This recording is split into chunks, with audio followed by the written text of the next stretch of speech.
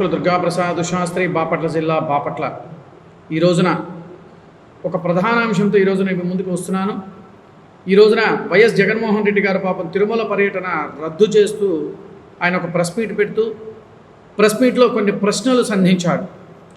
ఆ ప్రశ్నలకి నేను ప్రధానంగా ఆంధ్రప్రదేశ్ రాష్ట్రంలో ఉన్న ప్రజలందరికీ కూడా నేను ఒక 5-6 ప్రశ్నలు మీ ముందుకు నేను తీసుకొస్తాను. ఆ ప్రశ్నలకి సమాధానం చెప్పగల సమర్థత ఉంటే ఆ ప్రశ్నలకు సమాధానం రాష్ట్ర ప్రజలకు చెప్పమనండి. ప్రధాన అంశము, మీరు నియమించిన టీటీడీ బోర్డు తిరుమల తిరుపతి దేవస్థానానికి చైర్మన్గా పనిచేసిన వాళ్ళు పైకి హిందూ మతం అని చెబుతూ క్రిస్టియన్స్ పద్ధతి ప్రకారం ఆచరణ చేశారా లేదా? ఒకటి. రెండో ప్రశ్న, మీ భార్యాభర్తలు ఎప్పుడైనా సరే తిరుమల తిరుపతి దేవస్థానానికి స్వామివారికి సమర్పించే పట్టు వస్త్రాలు దంప సమేతంగా ఎందుకు వెళ్ళలేదు? డిక్లరేషన్ ఫాము అనంటే ఒక మతము మత ఆచారాన్ని మేము గౌరవిస్తున్నాము, నేను ఒక ప్రదేశానికి వెళ్తున్నప్పుడు ఆ ప్రదేశం యొక్క ఆచారాన్ని మనం గౌరవించాలి, ఆ మతాచారాన్ని గౌరవించాలి. కాబట్టి ప్రగాఢ విశ్వాసము నేను కలిగి ఉన్నాను స్వామి అని చెప్పి స్వామికి ఒక వినతి పత్రం సమర్పించుకుంటాం. డిక్లరేషన్ ఫాము ఇప్పుడు మీరు పెట్టింది కాదు, గత ప్రభుత్వాలు ఎప్పటి నుంచో డిక్లరేషన్ ఫాము పెట్టింది దేనికి అనంటే, స్వామి నేను నీ దర్శనానికి వస్తున్నామయ్యా, నీ మీద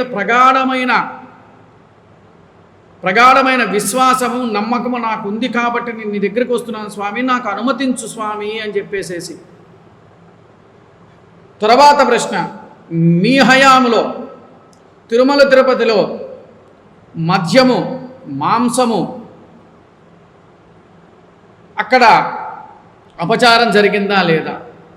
తర్వాత ప్రశ్న, మీ వివాహము, అయ్యా నేను మిమ్మల్ని అడగకూడదు కానీ మీ వివాహం ఏ సాంప్రదాయ పద్ధతిలో జరిగింది? తర్వాత ప్రశ్న, ఇంకొకటి ప్రశ్న అడుగుతున్నానండి.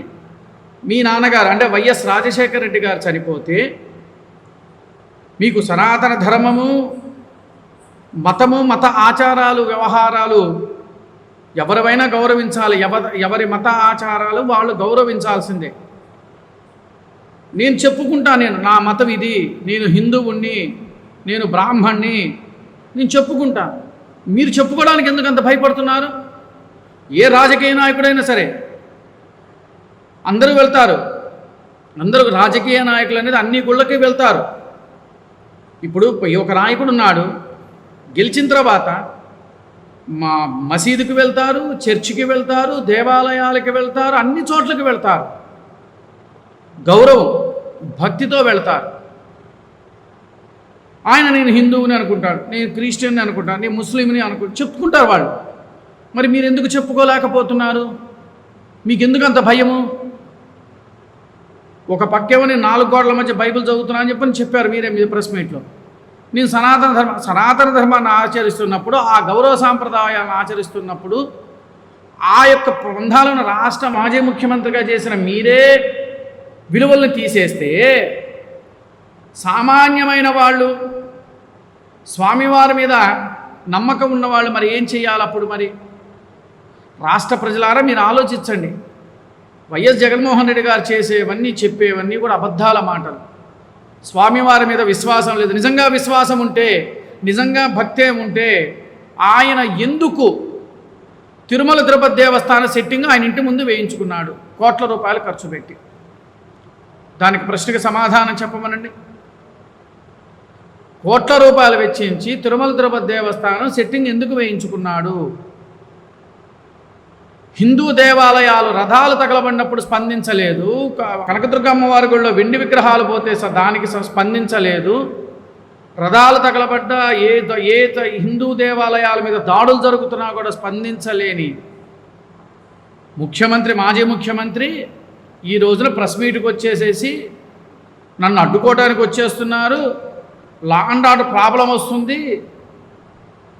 నిజంగా మీకు అంత విశ్వాసం ఉన్నప్పుడు రండి, మేము అడిగిన ప్రశ్నలకు ఇచ్చేయండి, గోవిందనామని చెప్పండి, స్వామివారికి తలనీలాలు ఇవ్వండి. తలనీలాలు ఇవ్వడం వల్ల దానివల్ల పుణ్యమే కానీ పాపమైతే రాదుగా. భక్తితో ఇవ్వండి. ఎవ్వరూ మిమ్మల్ని అడ్డుకోవాల్సిన అవసరమే లేదు మాకు. హిందూ ధర్మాన్ని గౌరవించండి, సనాతన ధర్మాన్ని గౌరవించండి, స్వామివారి మీద ప్రగాఢమైన విశ్వాసంగా ఉండాలి. అంతేగాని మనం అధికారంలో ఉన్నాం కదా, మీరు అధికారంలో ఉన్నప్పుడు ఎంత అరాచకత్వం చేశారో యావత్ రాష్ట్రంగా ప్రపంచమే తెలిసింది. యావత్ ప్రపంచానికి కూడా మనం చేసిన అరాచకత్వ పరిపాలన రాష్ట్రంగా దేశం అన్ని చోట్లకి తెలిసిపోయిందండి. మీరు కూడా ప్రెస్ మీట్లకు వచ్చేసేసి మాట్లాడుతున్నాడు.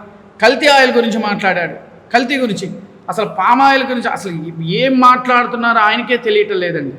అంటే బహుశా 151 సీట్ల నుంచి 11 సీట్లకు పడిపోయేటప్పటికి ఏం మాట్లాడాలో తెలియక ఇక ప్రజల ముందుకు రాకపోతే ఇంకా నన్ను ఇది అనుకుంటారని చెప్పని ప్రెస్ మీట్లకు వచ్చేదో పెడుతున్నారని రాష్ట్ర ప్రజలారా ఈ ప్రశ్నలకు సమాధానాలు చెప్పమండి. ఏ నాయకుడని చెప్పమనండి, దానికి సిద్ధమేనా? దానికి వెళ్ళి వెంకటేశ్వర స్వామికి తలనీలాలు సమర్పించి గోవిందనామని చెప్పమనండి, మేము ఒప్పుకున్న హ్యాట్స్ ఆఫ్ చేస్తాం మేము కూడా.